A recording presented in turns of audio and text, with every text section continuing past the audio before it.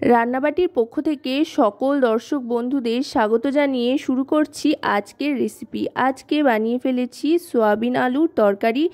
খুব পরিচিত আর সাধারণ একটি রান্না হলেও কিন্তু এভাবে একবার বানিয়ে দেখতে পারেন, তাহলে খেতে লাগবে অসাধারণ আর দারুণ স্বাদের। তাই একটু স্কিপ না করে শেষ পর্যন্ত দেখতে থাকুন কিভাবে বানিয়েছি একদম সাধারণ সয়াবিনকেই অসাধারণ স্বাদের। এর জন্য প্রথমেই এখানে 80 গ্রাম সয়াবিন, যেটা নুন জলে একটু ভাপিয়ে নিচ্ছি। ভাপিয়ে নেওয়ার পর এবার জল থেকে তুলে নিচ্ছি। তুলে নিয়ে ঠান্ডা জলে ধুয়ে নিয়ে সয়াবিনটাকে কিন্তু ভালো করে নিংড়ে নিতে হবে, যাতে একটুও জল না থাকে সয়াবিনের মধ্যে, সেদিকে লক্ষ্য রেখে। তারপর কড়াইতে সাদা তেল গরম করে সয়াবিনটা দিয়ে দিতে হবে ভাজবার জন্য।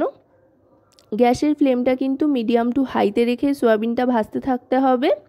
আর সয়াবিন ভাজার সময় সবসময় কিন্তু মাথায় রাখতে হবে যাতে খুন্তি থামানো না হয়, খুন্তি যাতে চলতেই থাকে। আর এবার দিয়ে দিচ্ছি সামান্য একটু হলুদ গুঁড়ো, এতে করে খুব সুন্দর একটা রং আসবে। আর সয়াবিন ভেজে রান্না করলে সয়াবিনের মধ্যে কিন্তু সমস্ত মশলাপাতিগুলো খুব সুন্দর ইনসিস্ট হয়। এবার ভালো করে ভেজে নিচ্ছি হাই ফ্লেমে। দেখুন এতে করে সয়াবিনটা কিন্তু অনেকটাই নরম হয়ে এসছে আর খুব সুন্দর একটা রং চলে এসছে। যেহেতু হলুদ গুঁড়োটা দিয়েছি, শুধু হলুদই দিলাম, এখানে নুনের ব্যবহার কিন্তু আপাতত করছি না, পরে ব্যবহার করব নুন। এবার সয়াবিনটা নাবিয়ে নেব। সয়াবিনটা নাবিয়ে নেওয়ার পর কড়াইতে আরও খানিকটা সাদা তেল গরম করে নিয়ে তাতে ফোড়ন হিসেবে দিয়ে দেব সাদা জিরে। সাদা জিরেটা দিয়ে দেওয়ার পর গ্যাসের ফ্লেমটা কিন্তু মিডিয়াম টু লোতে রাখতে হবে। জিরেটা একটু ভাজা ভাজা হয়ে যাওয়ার পর ডুমো ডুমো করে কেটে রাখা আলু দিয়ে দিতে হবে। সাধারণত যে কোনো সবজি বা তরকারির জন্য আমরা যেভাবে আলু কেটে থাকি সেভাবেই কিন্তু এখানে আলুটা কেটে নেওয়া হয়েছে। একদম সাধারণ ঘরোয়া পদ্ধতিতেই কিন্তু আজকের রান্না হচ্ছে, তবে খেতে কিন্তু হবে অসাধারণ। আর কিভাবে সেটা হবে সেটাই কিন্তু রান্নাবাটির সাথে জুড়ে থেকে দেখতে থাকতে হবে। আলুটা একটু লালচে রং আসা পর্যন্ত ভাজতে থাকতে হবে। আলুতে দেখুন হালকা একটা গোল্ডেন কালার কিন্তু চলে এসছে। এবার দিয়ে দিচ্ছি টমেটো আর আদা বাটা। সম্পূর্ণ নিরামিষভাবেই আজকে বানাচ্ছি সয়াবিনের এই রেসিপিটা।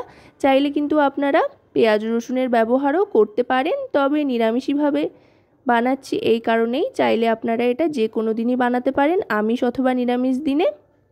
টমেটো আর আদা বাটাটা একটু কষিয়ে নেওয়ার পর দিয়ে দিচ্ছি হলুদ গুঁড়ো 1 টিস্পুন পরিমাণে। তারপর দিয়ে দিলাম রোস্টেড ধনে আর জিরে গুঁড়ো 1 টিস্পুন পরিমাণে। এবার দিয়ে দিচ্ছি কাশ্মীরি রেড চিলি পাউডার, এটাও 1 টিস্পুন পরিমাণে দিয়ে দিলাম। এবার দিয়ে দেব পরিমাণ মতো লবণ।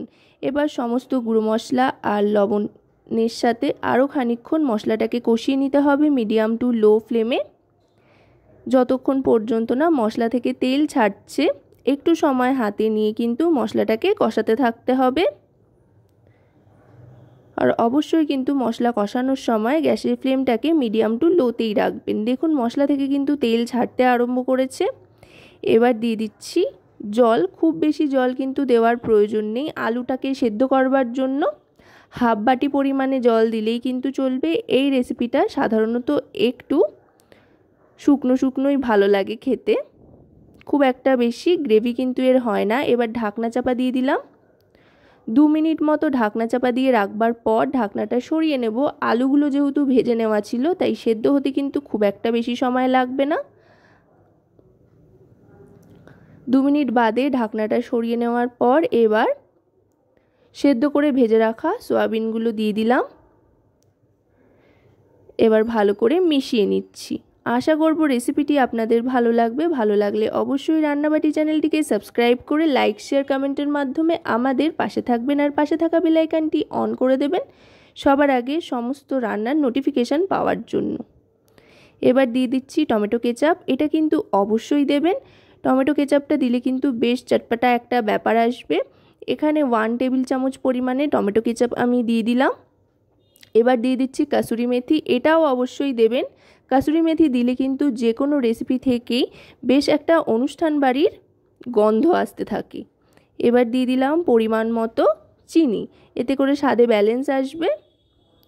যেহেতু নিরামিষিভাবে বানাচ্ছি, আদা পড়েছে, তাই চিনির কম্বিনেশনটাও কিন্তু এখানে খুব ভালো লাগবে। কাসুরি মেথি, চিনি আর টমেটো কেচাপ দিয়ে ভালো করে মিশিয়ে নিতে হবে। দেখুন এখন কিন্তু গ্যাসের ফ্লেমটা একেবারে আমি লোতে করে রেখেছি, যেহেতু কোনো রকমই জল নেই এখন এতে, পুরো এক্সট্রা সমস্ত জল যেহেতু টেনে নিয়েছে। এবার দিয়ে দিলাম 1 প্যাকেট ম্যাগি মশলা। এটা কিন্তু মাস্ট দিতেই হবে এই রেসিপিটাতে, তাহলে দেখবেন দারুণ সুন্দর একটা ফ্লেভার আসবে। বলা যেতে পারে এই কাসুরি মেথি আর ম্যাগি মশলা এই দুটোই হচ্ছে সিক্রেট ইনগ্রিডিয়েন্টস, যেই দুটো কিন্তু সাধারণ সয়াবিন আলুর তরকারিকে বানিয়ে দেবে অসাধারণ।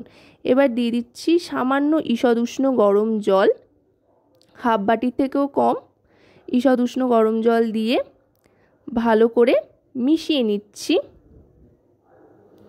মিশিয়ে নিয়ে এবার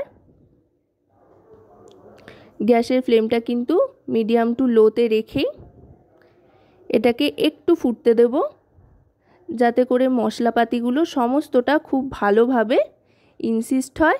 এবার গ্যাসের ফ্লেমটা অফ করে দিয়ে 1 মিনিট মতো স্ট্যান্ডিং টাইমে ঢাকনা চাপা দিয়ে রাখবো। রেখে ঢাকনা তুলে নিয়ে আরও খানিকক্ষণ মিশিয়ে নেব। এখন কিন্তু অসাধারণ একটা গন্ধ ছাড়তে আরম্ভ করেছে। এই রেসিপিটা কিন্তু চাইলে আপনারা ভাত, রুটি, লুচি, পরোটা যে কোনো কিছুর সাথেই সার্ভ করতে পারেন।